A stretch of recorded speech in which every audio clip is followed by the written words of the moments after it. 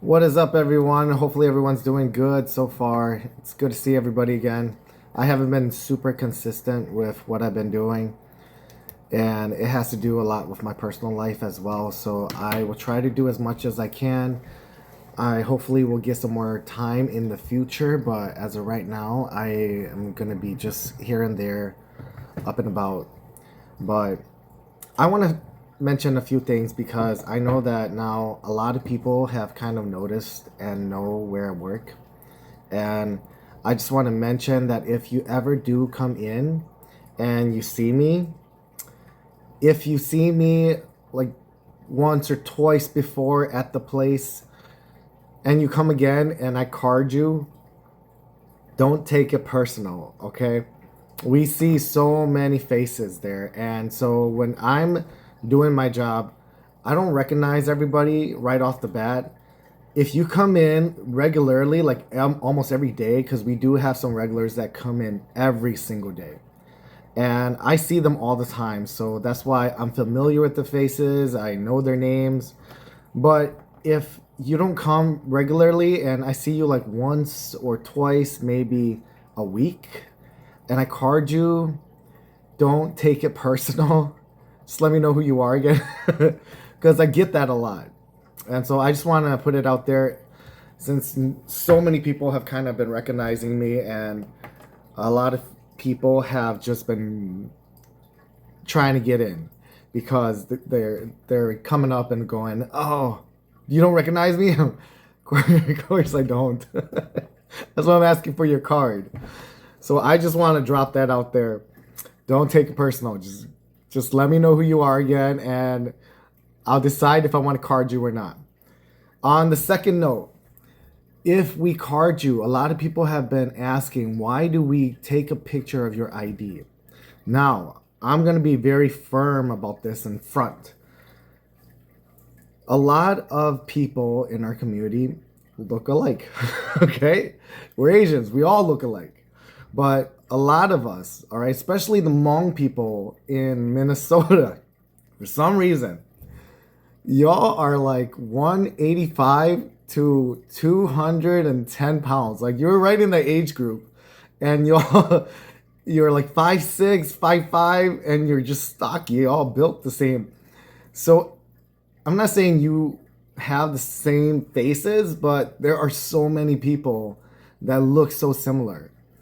And so if there's a fight that happens, we have to ban those people so that they don't come back. And it does happen on a regular daily basis. But so far, it seems like it hasn't been happening very much for some reason, which is good. Which is good. We like it like that. I'll give you one scenario. There was a guy that came in and he was wearing a hat. And then there's another guy that came in, looked just like him. And he was also wearing a hat. And they came in, they sat down, and then this one guy who was really, he's like a little regular shit talker, okay? He comes in and he sits down by the bar and he gets a little tipsy. He's already tipsy when he came in, but then he got more drinks in and then he started talking shit to this guy. Well, turns out, I mean, this was on a Sunday too. And they were just hanging out at the bar. Turns out the guy was talking shit, and the guy that looked, there was two guys that looked very similar. One of the guys that looked very similar punched him in the face and was just constantly repeated like 8 blows to the guy's face. And I ran over there, grabbed him, took him out, and we're trying to find out who to ban. And there was two guys that looked just identical, and we're trying to figure out who it was. But we had to go back through the timeline because we have cameras, and it shows who was here during what time, and then we see where he was sitting at the bar, so we know exactly where that person is sitting. And we're watching, trying to figure out who the heck was that guy, and hopefully we ban the right person. And sure enough, we banned the right person. Okay, it just took us a little bit, but that's what I'm saying is a lot of us, a lot of you. Look very similar. So that's why we have to take pictures of the ID. We're not going to go and use it for tax purposes, okay? We're not gonna do that shit. So you don't have to worry about that. We don't have time to take your ID and go and create some credit card with it, okay? Don't worry about that crap. We're not gonna do that. So I just want that to be out there because so many people have been wondering why we take their pictures, and that is the reason why. It's because if you do fight there, we ban you for 2 years, you're not coming back, and you won't be there for a while. Now, if you want to ban for life, if you want to get banned for life, you would probably be stupid enough to do what this one guy did, where he let previous guys we banned it in, and he obviously is banned for life now. So that's a great way to get banned for life. And don't do that, because we don't want those guys coming back in and starting fights again. And if we catch you, which more likely we will, because we got cameras around the whole facility, you're gonna get banned for life. You're never gonna come back to our place. Okay? Now, with that being said, I know that a lot of you wonder why I just decide to do the security job. And I don't go into law enforcement. I don't get into something better or this field.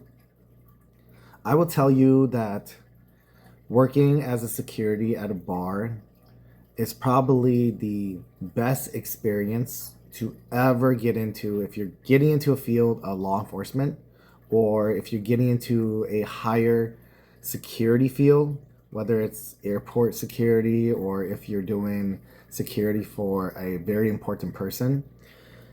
Security at a bar is probably the best place to start because you're working with so much people and it's crazy.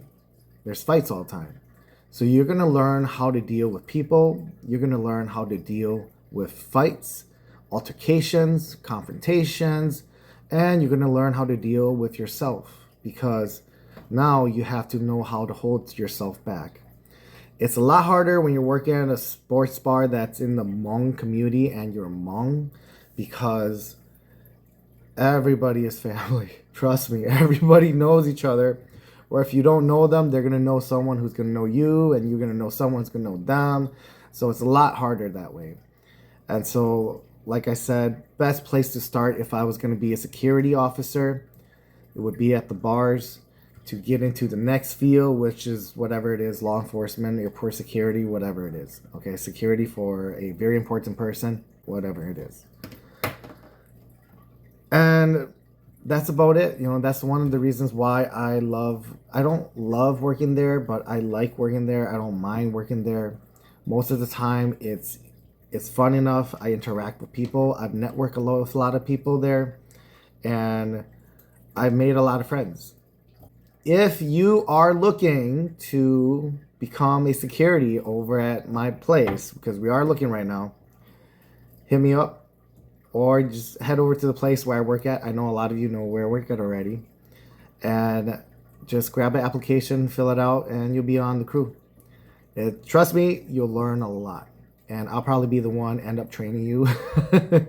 Or my boy Sinky will be. I will see you guys in the next video. I'm not going to try to do this consistently because I know that there's been a lot of people who have started following me.